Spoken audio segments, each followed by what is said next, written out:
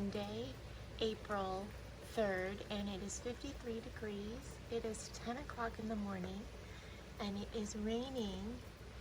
It is a beautiful spring morning.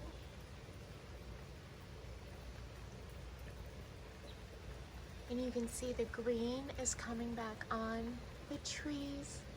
These trees are going to be all filled up, and you won't be able to see what's behind them.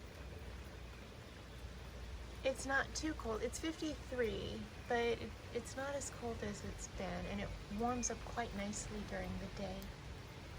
But these trees are coming along nicely. They're getting green, and the squirrels play in them, and my crows. I don't hear my crows this morning. I'm sure they'll be here. What's the weather where you're at?